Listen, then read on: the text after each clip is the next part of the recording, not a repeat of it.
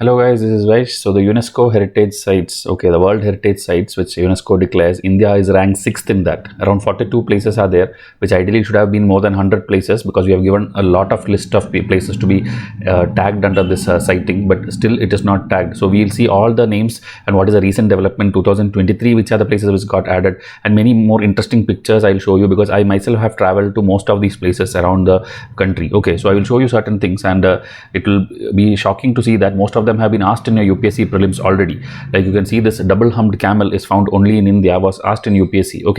So this is actually, it is there in India, it is there in Nubra Valley in Ladakh. So I have gone, these pictures are taken by me only. So there you can see the Asiatic lion, double humped camel and one-horned rhinoceros. These questions are asked by UPSC. It's not only found here, it is found in other Central Asian places also. So answer will be only for this. But like this, if you have been traveling, you have been traveling to places, you will get your answer through that itself. That doesn't mean you have to start traveling now. I just told, like Gandikota was in recent 2022 prelims, I think.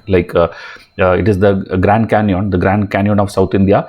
Which of the following rivers creates this canyon? So this also, like I visited in Andhra, Gandikota area. So here it will be the Pennar river. So like this, again if you see, this one is Lepakshi, Andhra, where you have this hanging pillar. This was asked in other competitive exams, not in civil service till now. Like, where is the hanging pillar in India? Where is the musical pillar in India? I have seen both the places. One is in Lepakshi and the musical one is in Hampi. Both are in Karnataka. Sorry, that is in Karnataka, this is in Andhra. So like this, there is a hanging pillar where you can, this is me only in the photograph. So you can take a shirt or a cloth or something and then put it through under the pillar, and you can see this. Like this, here you can see this gap will be there in one of the pillars. So that is a very big attraction. The guides will take you there and show you this when you go to Lepakshi.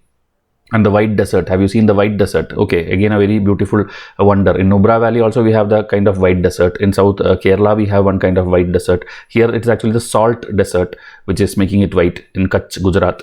So there different festival happens, that also I'll show you photo. And then Pangong Lake, which is a matter of dispute between India and China after the 1962 war. The 1/3 is with India now, 2/3 is with China. So this is the place where the Three Idiots movies climax is there, and that made it more famous. There, if you visit this place, there will be written, "Thank you Rajkumar Hirani, thank you Amir Khan for making our place famous." Like that, there is a board put there.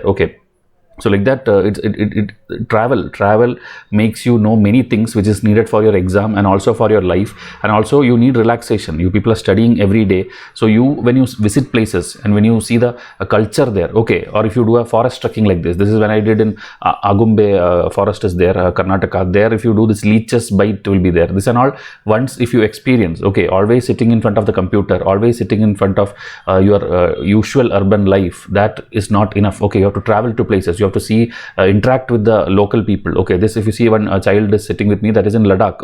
We went to a doctor there for something. It was a doctor's kid actually. So, and this other side is the Buddhist monastery, in Coorg in Karnataka, where we interacted with the people there, the Buddhist monks there. So this, in everywhere except Northeast, I think I have gone almost every state in the country. So here again, the fresh water, from the direct stream, if you drink also, nothing will happen to you. So these things are all in village life people and all they experience, or in the mountainous people they experience. But others who like us are mostly living in urban life, we don't have connection with the nature. We don't maybe play in water, we don't drive our bike in a desert, so we don't do certain things. So these and all are things which will like enhance your life. I will tell, it will improve your life. This is like this round boat experience in Hokanakal, Karnataka is there. Himalayan roads, if you do a bike ride, that is a pleasant experience.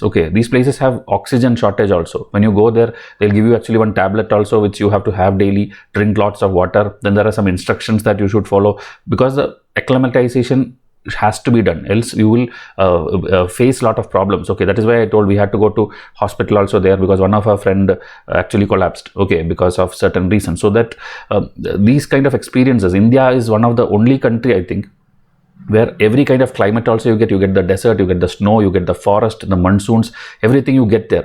So this again white desert bike ride which we did. So many people will tell, like, only if I had a bike I could go this. It's not like that. We have gone in multiple buses, we have gone in trains, we have gone bike and all. Like, it's now people are taking this bike, and this bike is not mine, this is a rented bike there. This Gujarat roads, one of the finest roads I have drove in the country, because in the middle of the desert, the Bhuj area to the Kutch area, they have made such a fantastic road, like hundreds of kilometers, it is like one stretch. Okay, in the map you just have to put it, it's like next 100 kilometers it is one road straight, because you are cutting across the desert and going. So these are always one of the finest experiences in the country you can get. Okay, these are old photos when we actually, as I told, in multiple buses we have gone in South Kerala, in certain areas. Okay, so here in Wayanad there is this pepper cultivation and all this and all. If you experience, you see the historical places which are part of your Vijayanagara dynasty, part of your medieval syllabus and all, you get more knowledge than whatever a textbook can give you. Okay, these are again Chitradurga, all these are in and around, you can tell, on the way to Hampi, and it is in again Karnataka. Okay, so these places. And why I am discussing this much, why I am showing you these many things, because the latest 2023 news, the 42nd UNESCO World Heritage Site in India is added again from Karnataka, these three temples, which is the Hoysala Dynasty's temple. Okay, Hoysala's temples, you can tell it is in Belur, Halebid and Somnathpur in Karnataka. So it has been added as the 42nd site of India in the World Heritage list. Okay, so this is the reason I showed you some experience of mine also, because this place exactly, Hoysala, I have not gone, but again related to this only, the Vijayanagara empires thing, the Chalukyas, the Cholas, all the temples I have visited. Okay, so it's a very, very beautiful experience when you see the architecture, the way they have maintained it. Okay, Indian government is protecting these sites also. That also today's Hindu an article came, like Karnataka government is struggling to protect a lot of the places because of lack of fund. That we'll discuss at the end of this article. Okay, so here the sacred ensembles of Hoysala, that is what they are collectively called. So UNESCO has added, since 2014 our government has been trying to put this in the tentative list, and now only it got approved. Okay, other places in Karnataka are Hampi, which got added in 1986,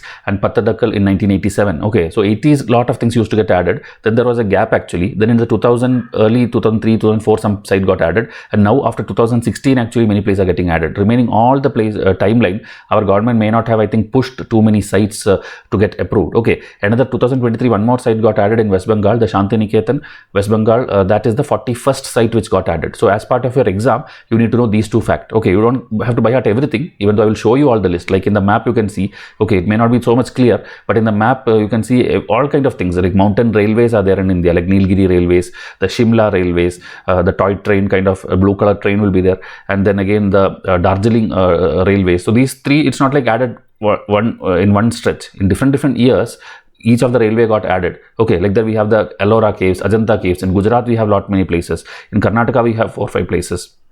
Maharashtra we have Chandigarh, Himachal, Uttarakhand, Bihar, Sikkim, Assam. So there is this concept of natural sites also, like natural, like caves and these things and all, or the forest kind of Western Ghats and all, that's also a heritage site. Or there is this cultural site which is a man-made temple kind of thing. Then there is a mixed site also. Okay, in UNESCO there is a mixed site, and full India there is only one mixed site. Okay, that I will tell you which is it. So this is again pictures when I went to Lepakshi, Andhra. This is also Lepakshi, Andhra and Hampi, Karnataka. So these are all, most of the places are added in our UNESCO site. Okay, and many more are actually India's.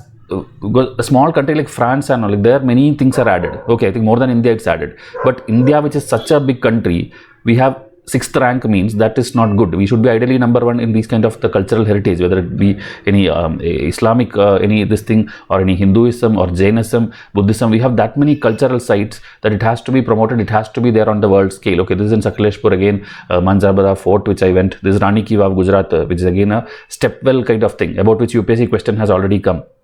Okay, underground, meaning water storage area it used to be, and it is like a inverted palace kind of thing. You can, this full thing, if you invert and see, it will look like a building. Okay, that way very great architectural wonder this one is. Okay, and this again in Kerala, a steps based temple well. And then this is the Ranotsav which I told. Ranotsav is actually November December time and all. A festival happens in the desert. Okay, there will be like a proper mela only, everything, food fest is there, sports is there, camel rides are there. So it's a very great experience. The winter time it is, and it will be like very, very cold also. You need 3-4 blankets actually to sleep in that night in the desert, if you are living in the desert, I'm telling. Okay, I have literally lived there for 1 week, and it is a great experience. Okay, the Ran Utsav, you can all once go with your family and experience this. Okay, this is also me only the Kutch desert. Okay, Kutch white desert, which is like if you are like blindfolded and left in the middle of the thing, you will not know which way to exit, because for kilometers around you it is full white. Okay, you don't know which way did you come from. That much broad kind of desert it is. This is again the palace. Okay, you would have seen that movie Hum Dil De Chuke Sanam, Hindi movie. This palace top stairs it is. Okay, there only I have taken. Other is again Karnataka has one waterfall. So the list of World Heritage Sites, which I have been showing you all these pictures, it is maintained by something called the World Heritage Program, which is administered by the UNESCO. Okay, UNESCO, you know, it's a UN body. About that also I'll show you information. So UNESCO seeks to encourage the identification, protection and preservation of cultural and natural heritage around the world considered to be of outstanding value to humanity. Okay, so this is like there is a treaty and convention which is the protection of world cultural and natural heritage adopted by UNESCO in 1972. In that under that only they are doing this program, and UNESCO as a body was founded in 1945 itself when the UN started, and it is anything for mankind. It's not only this heritage site, there are many other things which UNESCO do. That is UNESCO's Biosphere Reserve is there, UNESCO's intangible things are there, like our Bharatanatyam, our dance, these things are there in that list. So UNESCO maintains hundreds of lists, okay, and we are trying to push all our culture into that and show to the world like what India stands for. Okay, UNESCO is headquartered in Paris, France, and then the sites, the heritage sites, as I told, Italy has the highest site, which is 58, China 56, Germany 51, France 49, and Spain 49. So if you see, except China, all others are very, very tiny countries, which is like the size of a state of India, and they have these many sites recognized. And India, such a big country, is not getting, means our governments have not pushed it properly, or they are doing some bias that Indian sites are not being recognized. Okay, India is at rank 6 after these 5 countries, and 42 sites as of 2023. The latest one I told you, Shantiniketan in West Bengal, and Hoysala temples in 2023 in Karnataka. First edition in 1983 we added Taj Mahal, Agra Fort, Ajanta, Ellora, all this in 1983 we got approval. Okay, and then sites, as I told, can be natural, cultural or mixed. So the split, if you take, 34 is cultural sites like the temples and structures and forts and all, 7 is natural like our wildlife sanctuaries or Western Ghats and all, and then 1 mixed site is there. So that mixed site is actually Kanchenjunga in Sikkim. Okay, Kanchenjunga in Sikkim is the mixed site, only a thing which is a mixed site, meaning it's a cultural also, it is a natural also. Remaining natural, if you see, in north we have the Great Himalaya and the Nanda Devi in Uttarakhand, and then we have Western Ghats in the south, we have this Keoladeo in the west, you can tell, then Kaziranga, Manas in the northeast, and Sundarban in the east. So these are the natural sites. And if you take the cultural complete list, if you want, the year wise I have put the category here. So you can see first one, as I told, 1983 we added all those 4. Then we have the Sun Temple, Konark in Orissa, then the Mahabalipuram temples in Chennai, then churches in Goa, Fatehpur Sikri in you can tell north side, then there is Hampi, Khajuraho. These are all in the 80s we added. Okay, after that, if you see in the 90s, Humayun Tomb and some things are there. Mountain railways, if you see, 3 different years, because I told you there is a Nilgiri, there is Darjeeling, and there is this one more is there. Okay, in Shimla. Okay, 3 things are there which has the toy train kind of that Britishers railway. So that is done in 3 different years, 99, 2005 and 2008. Okay, then again Bodh Gaya is there, Bhimbetka is there. Almost all of this UPSC have asked question at least once. So you have to do little more research on each of the thing, but one day don't do it. Okay, one day if you try to do it, will be very lengthy for you. Over the episodes which we do, and our culture episodes are there, our Nitin Singhania playlist is there, everything is there free of cost in our channel. If you watch it, you will learn about everything. Okay, because these things keeps coming in the news. Okay, so natural site also I showed you, the mixed site also I showed you, culture also I showed you. You got the static part, whatever you need. Now in the website of UNESCO, if you go and see the tentative list, meaning these are all things which are pushed by India over the years from 1998, 2004, 2006. You see, almost see Lepakshi, which I told you, Lepakshi is also there in the list in 2022. Okay, so these are all very beautiful places. Okay, the Run of Kutch is there, the Buddhist site in Varanasi is there, palaces in Kerala is there. Okay, Mysore is there, Andaman jails, that cellular jails, Kalapani, that is there. So almost everything in the coming years, if we get all this, we will be ideally ranked number 1. Okay, so we hope the UNESCO takes this seriously and then gives approval. Okay, this is very less actually, we would have given more than this. UNESCO has published these many in their website as tentative list from India, meaning maybe one shot, maybe 10-15 will get approved. Okay, then we will become number 1. So we have to wait for that. You also have to follow. Now the 3 things which recently got added. Okay, recently got added, the Hoysala temple. One is in Belur, the Chennakeshwara temple. So it was built by the Vishnuvardha. Okay, that is Hoysala king Vishnuvardhana was the most popular Hoysala king. Okay, so his victory over the Cholas in 1116 AD.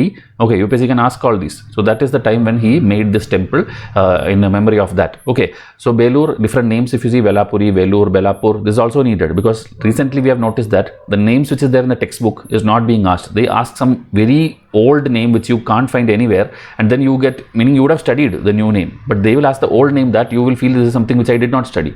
So you should know the names or alternate names also. So there is this Yagachi river on the banks of that is the capital of Hoysala Empire, also is in this area. So that is where this was created. Okay, so it's a star shaped temple. You can see the foundation star shaped temple dedicated to Lord Vishnu, and the main temple is the temple complex at Belur. Okay, this also you have to know that it's Vishnu, because UPSC have given list and asked once like which of the following are sun temples in India. So if you know that this is Vishnu temple, only then you can eliminate this. Okay, then again next is at Halebid. If you see this again, also a very fantastic kind of like twin structure kind of thing. So twin shrined temple, perhaps the largest Shiva temple. So this is a Shiva temple, and this is depicting various aspects of Shiva, scenes from Ramayana, Mahabharata, Bhagavata Purana, all these things are there. Okay, and Jaina based Jaina Basadi, okay, temples are also there, and it has again a step well is there. So this kind of like, it's one of the greatest things that very lately it got added, meaning it should have got added in the UNESCO site long back. Okay, then this, if you see Keshava temple of Somanathapur, this again is like a temple dedicated to Lord Krishna in three forms: Janardana, Keshava, Venugopala. And here again the Keshava idol is missing, the other idols are damaged, so now at least they will protect it. Okay, this is another one of my picture in the Hampi area. Okay, so this, if you see, almost similar I felt, so I just put the picture. Okay, this is not the one, I didn't go to this place which got approval now, but this is another place which I went in like 4-5 years back. Okay, so again we'll see a little bit static about Hoysala Dynasty also, because UPSC can ask questions from there also. So it's like spanning in present day Karnataka, Tamil Nadu's area, you can tell. Sala is the founder, Sala is the dynasty's founder, and then northwest of Dora Samudra, present day Halabid, which became their capital in 1060. Okay, so it's like the early medieval, you can tell, or late ancient time is this Hoysala kingdom's timeline, and they actually are feudatories of the Chalukyas, meaning Chalukyas were there before them. So Chalukyas officers or that kind of feudatories who are dependent on Chalukya, such people actually broke away or something and started the Hoysala kingdom. Okay, this you will see everywhere across our history which we study. Somebody will be a feudatory of somebody else, and then they will become their own kingdom. Okay, later Britishers came and destroyed everything. That is a different story. So most notable leaders, I told you, Vishnuvardhana, Veerabalala second and third, and then this person is also called Bitti Deva. He was the greatest king of the Hoysala kingdom. So there, as I told, religious tolerance is there: Hinduism, Buddhism, Jainism, everything you can find there. And then this person, Vishnuvardhana, was initially a Jain person, later converted to Vaishnavism under the influence of Saint Ramanuja. So again, Ramanuja UPSC have asked, this conversion UPSC have asked, because Chandragupta Maurya also has converted, Ashoka has converted. Many places wherever this kind of religion comes, UPSC has purposely asked questions in prelims and mains. So make sure that you take all these things very, very seriously. Okay, then again the temple architecture also we'll see for your art and culture before winding up. That is 12th and 13th century time, they built lot of temples. These three which now got approved also is protected by the Archaeological Survey of India within India. Then key features are Mantapa, Vimana and sculpture. Okay, but Mantapa is the base kind of thing, Vimana is the top structure, and the sculpture will be there inside and around. So these temples are architectural wonders showing our cultural and historical significance. And here if you see the temple style, okay, in India, you know, there is this north we have this Nagara style, south we have Dravida style. Okay, this is all in art and culture we have already taught you. Okay, Dravida south will have like a boundary wall, there will be a temple well, temple pond kind of thing, and the structure will be like a pyramid kind of thing, Vimana kind of thing. But in north it will be like a curved kind of thing, that is Shikhara kind of thing. So there is a difference between Nagara and Dravida, north and south. But there is a mixture also in the center or in Hoysala area which is called the Vesara style. Okay, Vesara style is actually a hybrid of both the things. That is why everything is like star shaped and different twin shaped, and it's different little unique thing. Seeing itself you will understand it is not Nagara, it is not Dravida. Okay, that is the Vesara style. So that is what Hoysala people followed. And there's another style, local style you can tell there, the Bhumija style prevalent in central India, the Nagara traditions of north and western India, the Karnataka Dravida, all this mixture is there which is adopted or taken from the Chalukyas as well. Okay, so again there is a central pillared hall, then there is multiple shrines there, and star shapes you will notice in Vesara style. These are the unique features which UPSC will pick and ask you. Then it is made of soapstone, which is a very soft stone, which usually in the god jewelry and all they will use, and in the structures they have used means they would be like very precision kind of sculptures who have worked on it, because else it will fully become powder kind of thing if you do it a little hard. So that is why they have very beautifully carved it. The sculptor people were very like talented in those days. Okay, Indian things, if you see the photographs itself you will understand it is not, even today's timeline it is not possible to recreate something which our ancestors have done. Okay. So now this full I did static. In today's Hindu, there was a column in which they are telling about Karnataka struggling to protect their monuments. Okay, like 609 protected monuments under Archaeological Survey of India is there. 848 monuments, like including temple, church, tomb, these things are there. And meaning one is Archaeological Survey of India's protection, one is their own state government's Department of Archaeology Museum, which is DAMH, Karnataka's local department. They also are protecting these many monuments. Then there are 20,000 plus temples which are not even protected also. There are many things which are protected, not protected, meaning Karnataka is claiming that we have the highest number, second to UP, okay, because UP have a lot of Buddhist and these things, monasteries and shrines, and also Karnataka tells we are second highest thing, but we are not able to have the funding to protect them. So if you take time to give us fund and all, then most of the places will get lost, most of the place will get degraded, okay, the damages cannot be repaired, cannot be restored. So already DAMH, their local department, have started an exercise of mapping the monuments, and they are telling they don't have funding to do that also. Okay, they are doing like a taluk wise. Okay, there are total 227 taluk, but they are able to do only 15 to 20 taluk in an year. So it will take at least 10 years to complete the mapping itself. After that only you can protect it. So again they are telling if you don't give proper money, then everything before even modernization will get destroyed. Okay, so majority are not even standalone thing. Local community people are living in and around it. So that also we have to take care of their sentiments also. So many things are there. Okay, they are telling examples of Srirangapatana, Vijayapura, Kalburagi. These are all examples where the locals and the these things are monuments are together. Okay. Then they even tried the private model, PPP model, where private people will bring in funding and then government also will give equal fund, and both will involve the local community. They will also voluntarily donate some money, then they will do something. So more than 150 monuments under this PPP model they have done. But what they have seen is when they keep it for bidding, like private people to come, only one company is coming for almost everything. Okay, there is nobody else coming, there is no much interest. So how to generate this interest? How will people do? Because in our department there is only 12 engineers and they are taking care of 848 monuments, which is not practically possible. The annual budget is also just 28 crore, out of which 50% goes in just the salaries of the people. Then how will you do the actual conservation of the monuments? Okay. Then they tried the Manrega route, meaning in Manrega people are anyway doing digging work and these things and all. So appoint those people to clean the surroundings and the vegetation, the forest and all you clean. So that you try, but still it is not enough. We are not able to protect all the monuments. Okay. So in center we have this adopt a monument scheme where you saw that Red Fort, anybody can take up and clean it and maintain and all, meaning the tickets of entry ticket of the tourist, keeping it clean, or any light and sound show, you can do such things. Okay, that time many rumors came, these netizens, brainless people on the internet, they will start putting like Modi government has sold the Red Fort. It is not sold the Red Fort, it is a scheme in which why should government alone take care of these monuments? Let the schools come and take it up, or let the corporate companies come and take it up, meaning the ownership is still with the Indian government only, but the maintenance, the cleaning, you are giving contract for cleaning. Okay, meaning you give to a big group, they are in charge of cleaning this, the security guards, the beautifying, the painting, this is what they have to take care. Okay, so that work, adopt a monument. In their state also they tried Namma Smaraka, our monument scheme, they tried it, and then 280 monuments were listed for eligible for adoption. But again, I don't think many people took it up. Many people showed interest to come and do this. Experience shows that the corporate involvement and all is like only for the grade A monuments, meaning very popular one which is related to our great kings and the Mughal Empire or the Chola Dynasty. The big things only people are taking up. If it's very like small kind of temples of Jainism or Buddhism or anything which many people don't visit too much, or it is in very like far away in a hilltop, or these things and all, the corporate companies are not taking up. They are only taking the center one which is in the center of the city and big ones. Okay.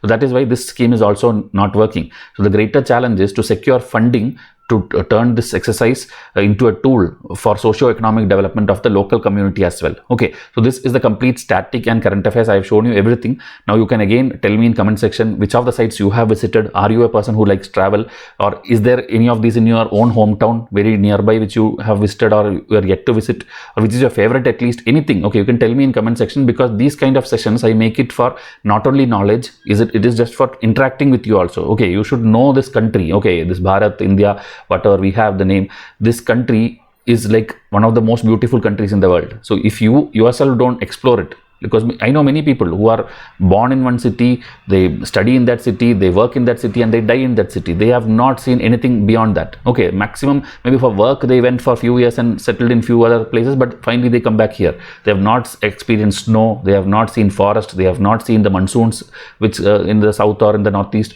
You have not seen a desert in India. Okay, these things and all you should explore. You should do this because this is only available in India. Okay, so tell me in comment section. I look forward for your comments.